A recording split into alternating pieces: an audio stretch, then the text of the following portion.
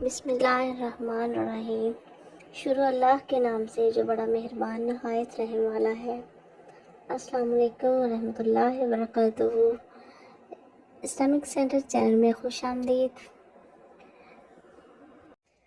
Viewers, Islamic knowledge کا channel ہے۔ کسی بھی نبی کے بارے میں آپ کو جاننا ہے، ان کے حالات کے بارے میں جاننا ہے، ان کی پیدائش سے لے کر ان کی وفات تک کے زمانے کو جاننا ہے، یا ان کی قوموں کے بارے میں جاننا ہے کہ انہوں نے کس طریقے سے اسلام کی تبلیغ کی اور انہوں نے آگے سے کیا ریئیکٹ کیا، تو ہر طرح کے اسلامک واقعات جاننے کے لیے آئیں اس چینل پہ، اور چینل پہ آتے ہی سب سے پہلے چینل کو سبسکرائب ضرور کیا کریں اور ویڈیو کو لائک اور شیئر ضرور کیا کریں۔ آپ کے شیئر کرنے سے بہت سارے لوگوں تک اسلامک نالج پہنچتا ہے، اور جو کہ صدقہ جاریہ ہے، کیونکہ ایک مسلمان ہونے کی حیثیت سے سب کو اسلام کے بارے میں اور انبیاء کرام کے بارے میں معلومات ہونی چاہیے۔ تو آئیے چلتے ہیں ویڈیو کی طرف۔ ویورز، آئیے چلتے ہیں آج کی ویڈیو کی طرف۔ آج کی ویڈیو ہے جنگ فجر کے بارے میں، جو کہ رسول پاک صلی اللہ علیہ وآلہ وسلم کی پہلی جنگ تھی۔ عربوں میں ایک شخص بدر بن معاشر غفاری تھا۔ یہ عکاظ کے میلے میں بیٹھا کرتا تھا، لوگوں کے سامنے اپنی بہادری کے قصے سنایا کرتا تھا، اپنی بڑائیاں بیان کیا کرتا تھا۔ ایک دن اس نے پیر پھیلا کر اور گردن اکڑا کر کہا، میں عربوں میں سے سب سے زیادہ عزت دار ہوں، اور اگر کوئی خیال کرتا ہے کہ وہ زیادہ عزت والا ہے تو تلوار کے زور پر یہ بات ثابت کر دکھائے۔ اس کے یہ بڑے بول سن کر ایک شخص کو غصہ آ گیا۔ وہ اچانک اس پر جھپٹا اور اس کے گھٹنے پر تلوار دے ماری۔ اس کا گھٹنا کٹ گیا۔ یہ بھی کہا جاتا ہے کہ گھٹنا صرف زخمی ہوا تھا۔ اس پر دونوں کے قبیلے آپس میں لڑ پڑے۔ ان میں جنگ شروع ہو گئی۔ اس لڑائی کو فجار کی پہلی لڑائی کہا جاتا ہے۔ اس وقت آپ صلی اللہ علیہ وآلہ وسلم کی عمر 10 سال تھی۔ آپ صلی اللہ علیہ وآلہ وسلم نے اس جنگ میں شرکت نہ کی۔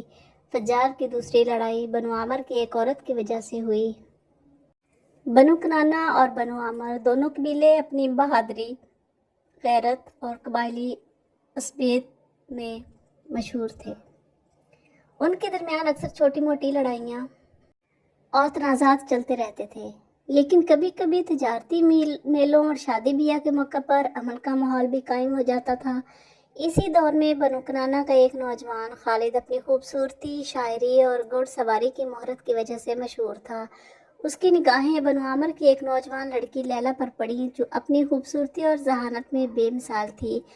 لیلا کی آنکھوں میں ایک عجیب سی کشش تھی جو خالد کو اپنی طرف کھینچتی تھی۔ ایک دن ایک تجارتی میلے کے دوران خالد نے لیلا کو دیکھا اور اس کی خوبصورتی پر فریفتہ ہو گیا۔ اس نے موقع پا کر لیلا سے بات کی اور اپنی شاعری سے اسے متاثر کرنے کی کوشش کی۔ لیلا بھی خالد کی شخصیت اور شاعری سے متاثر ہوئے بغیر نہ رہ سکی۔ دونوں کے درمیان ملاقاتوں کا سلسلہ شروع ہو گیا، جو جلد ہی محبت میں بدل گیا۔ تاہم ان کی محبت آسان نہیں تھی۔ دونوں کے قبیلوں کے درمیان دیرینہ دشمنی تھی اور ان کا ملنا ناممکن تھا۔ خالد اور لیلا نے چھپ کر ملنا شروع کر دیا، لیکن ان کی یہ محبت زیادہ دیر تک چھپی نہ رہ سکی۔ ایک دن بنو عامر کے کچھ لوگوں نے انہیں ایک ساتھ دیکھ لیا اور یہ خبر آگ کی طرح پورے قبیلے میں پھیل گئی۔ لیلا کے قبیلے والوں کے لیے یہ ایک ناقابل معافی جرم تھا۔ ان کی غیرت اور عزت پر حملہ ہوا تھا۔ بنو عامر کے سردار نے فوری طور پر ایک جرگہ بلایا اور لیلا کو کوڑوں کی سزا سنائی، جس کے بعد بنو عامر نے بنو کنانہ پر حملہ کر دیا۔ اس میں بہت سے لوگ مارے گئے۔ فجار کی تیسری لڑائی بھی بنو عامر اور بنو کنانہ کے درمیان ہوئی۔ یہ لڑائی قرض کی ادائیگی کے سلسلے میں ہوئی۔ بنو کنانہ میں حارث بن مالک نامی ایک دانش مند اور دولت مند تاجر رہتا تھا، جس کی ایمانداری اور صاف گوئی کی مثالیں دی جاتی تھیں۔ دوسری طرف بنو عامر کا ایک بانکا اور قدرے مغرور نوجوان سردار اجلان بن ربیعہ تھا، جو اپنی بہادری اور مہمان نوازی کے لیے مشہور تھا، لیکن اس کی طبیعت میں ایک سختی اور انا پرستی بھی تھی۔ ایک سال بنو عامر کو قحط سالی کا سامنا کرنا پڑا، مویشی مرنے لگے اور تجارت ماند پڑ گئی۔ اجلان نے اپنی شان و شوکت برقرار رکھنے اور قبیلے کی ضروریات پوری کرنے کے لیے ایک بڑا تجارتی قافلہ شام بھیجنے کا فیصلہ کیا، लेकिन उसके पास सरमाया कम पड़ गया। मजबूरन उसने अपने चंद साथियों के मशवरे पर बनु कनाना के हारिस से रब्ता किया। हारिस ने उजलान की शोहरत और उसके कबीले का मान रखते हुए उसे चांदी की 1000 दिरहम बतौर कर्ज दे दिए। माहदा जुबानी था जैसा कि उस दौर का रिवाज था, और गवाह सिर्फ चंद सितारे और दोनों तरफ के 2 मोतबर अफराद थे। वापसी की मुद्दत काफिले की वापसी के 1 महीने बाद तय पाई। काफिला शाम से वापस आया तो उसे रास्ते में लुटेरों ने आ लिया। अगरचे अजलान ने बहादुरी से मुकाबला किया, लेकिन उसके मामला का एक बड़ा हिस्सा ज़ाया हो गया और वह मुतवक्को मुनाफे हासिल ना कर सके। जब कर्ज की वापसी का वक्त आया तो हारिस ने अपना एक मोतमिद शख्स उजलान की तरफ भेजा। उजलान ने, जो पहले ही नुकसान पर शर्मिंदा और गुस्से में था, इस तकाजे को अपनी तौहीन समझ बैठा। उसने कासिद से कहा, अपने मालिक से कह दो कि उजलान बिन रबिया कोई मामूली दुकानदार नहीं जो दिरहम गिनता फिरे। जब मेरे पास होंगे तो लौटा दूंगा। अमर का सरदार किसी का मकरूज नहीं रहता।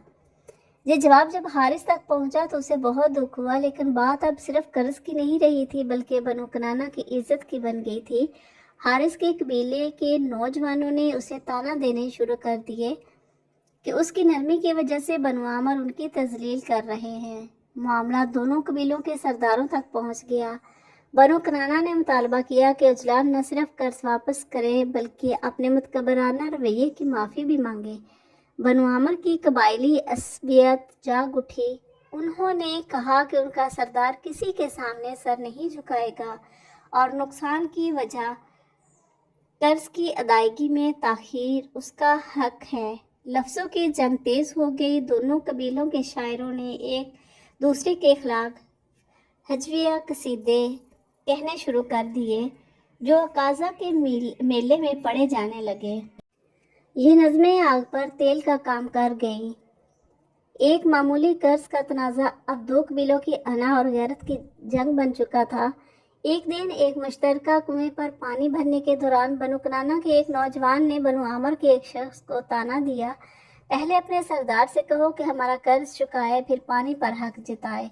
उस पर बात बढ़ गई, हाथापाई हुई और बनु आमर के नौजवान के सर पर चोट लग गई। ये खबर जब बनु आमर के खेमों तक पहुंची तो जैसे एक चिंगारी बारूद के ढेरों पर गिर पड़ी हो। उजलान ने उसे अपने कबीले पर हमला तस्वर किया और इंतकाम का ऐलान कर दिया। तलवारें नियाम से निकल आईं और दोनों कबीले एक दूसरे के खून के प्यासे हो गए। वादी के खुले मैदान में दोनों लश्कर आमने सामने हुए। वो जंग जो 1000 दिरहम के लिए शुरू हुई थी अब दर्जनों जानें निगल गई। दिन भर की लड़ाई में दोनों तरफ से कई बहादुर नौजवान मारे गए। हारिस का जवान साल बेटा भी इस जंग की भीड़ चढ़ गया और रुजलान का भाई शदीद जख्मी हुआ। शाम को जब सूरज खून की लाली लिए गरूब हो रहा था, मैदान लाशों से भरा पड़ा था। ना कोई जीता था ना कोई हारा था। दोनों कबीलों ने अपने प्यारों की लाशें उठाई और अपने अपने खैमों को लौट गए। असल कर्ज तो उस खून रेजी के शोर में कहीं गुम हो चुका था। कई महीनों तक ये दुश्मनी चलती रही। आखिरकार अरब के दीगर कबाइल के बुजुर्गों ने मुदाखलत की और दोनों अफ्रीकैन में सुलह करवाई। फजार की इन तीनों लड़ाइयों में नबी करीम सल्लल्लाहु अलैहि वसल्लम ने कोई हिस्सा नहीं लिया। अलबत्ता फजार की चौथी लड़ाई में आपने शिरकत फरमाई थी। अरबों के यहाँ 4 महीने ऐसे थे कि उनमें किसी का खून बहाना जायज़ नहीं था। ये महीने जुल्किदा, जुल्हज, मुहर्रम और रजब थे। ये लड़ाइयाँ जो कि हुर्मत के इन महीनों में हुई, इसलिए इनका नाम फजार की लड़ाइयाँ रखा गया। फजार का मानी है गुनाह, यानी ये लड़ाइयाँ उनका गुनाह था। चौथी लड़ाई जिसमें नबी करीम सल्लल्लाहु अलैहि वसल्लम ने भी हिस्सा लिया, उसका नाम फजार बर्रास है। ये लड़ाई इस तरह शुरू हुई। कबीला बनु कनाना के बराज नामी एक शख्स ने एक आदमी उर्वा को कत्ल कर दिया। उर्वा का ताल्लुक कबीला हवाजन से था। ये वाक़या हुर्मत वाले महीने में पेश आया। बराज और उर्वा के ख़ानदान के लोग यानी बनु कनाना और हवाजन उस वक्त अकाज़ा के मेले में थे। वहीं किसी ने बनु कनाना को यह खबर पहुंचा दी कि बराज ने उर्वा को कत्ल कर दिया है। यह खबर सुनकर बनु कनाना के लोग परेशान हुए कि कहीं मेले ही में हवाजन के लोग उन पर हमला न कर दें, इस तरह बात बहुत बढ़ जाएगी। चुनाचे वो लोग मक्का की तरफ भाग निकले। हवाजन को उस वक्त तक खबर नहीं हुई थी। उन्हें कुछ दिन या कुछ वक्त गुजरने पर खबर हुई। ये बनु कनाना पर चढ़ दौड़े, लेकिन बनु कनाना हरम में पनाह ले चुका था عربوں میں حرم کے اندر خون بہانا حرام تھا، اس لیے حوازن رک گئے۔ اس دن لڑائی نہ ہو سکی، لیکن دوسرے دن بنو کنانا کے لوگ خود ہی مقابلے کے لیے باہر نکل آئے۔ ان کی مدد کے لیے قبیلہ قریش بھی میدان میں نکل آیا۔ اس طرح فجار کی یہ جنگ شروع ہوئی۔ یہ جنگ 4 یا 6 دن تک جاری رہی۔ اب چونکہ قریش بھی اس جنگ میں شریک تھے، لہٰذا آپ صلی اللہ علیہ وآلہ وسلم کے چچا آپ کو بھی ساتھ لے گئے، مگر آپ نے جنگ کے سب دنوں میں لڑائی میں حصہ نہیں لیا۔ البتہ جس دن آپ میدان جنگ میں پہنچ جاتے تو بنی کنانہ کو فتح ہونے لگتی، اور جب آپ وہاں نہ پہنچتے تو انہیں شکست ہونے لگتی۔ آپ نے اس جنگ میں صرف اتنا حصہ لیا کہ اپنے چچاؤں کو تیر پکڑاتے رہے اور بس۔ 6 دن کی جنگ کے بعد بھی کوئی فیصلہ نہ ہو سکا۔ آخر دونوں گروہوں میں صلح ہو گئی، لیکن یہ کافی خون خرابے کے بعد ہوئی تھی۔ حضور صلی اللہ علیہ وآلہ وسلم کو خاندانی مروت اور صلہ رحمی کے جذبہ کی بنا پر اس جنگ میں شریک ہونا پڑا۔ سیرت نگاروں کی تصریح کے مطابق آپ صلی اللہ علیہ وآلہ وسلم نے اپنے چچاؤں کے اصرار پر اس جنگ میں حصہ لیا، اور صرف اس قدر کہ آپ نے اپنے چچاؤں کا محض دفاع کیا۔ ویورز، یہ تھی جنگ فجار، جس میں نبی کریم صلی اللہ علیہ وآلہ وسلم نے پہلی دفعہ حصہ لیا اور اپنے چچاؤں کا ساتھ دیا، ان کا صرف دفاع کیا۔ تو اگر ویڈیو پسند آئے تو لائک اور شیئر ضرور کیجیے۔ آپ کے شیئر کرنے سے بہت سارے لوگوں تک یہ نالج پہنچے گا۔ اور اگر چینل پر نئے ہیں تو چینل کو سبسکرائب ضرور کریں، تاکہ چینل کو سپورٹ ملے اور آپ کو نالج ملے۔ ساتھ ساتھ بیل آئیکن کا بھی ضرور پریس کریں، تاکہ ہر آنے والی ویڈیو آپ تک پہلے پہنچ سکے۔ تو ملتے ہیں نیکسٹ ویڈیو میں، تب تک کے لیے اللہ حافظ۔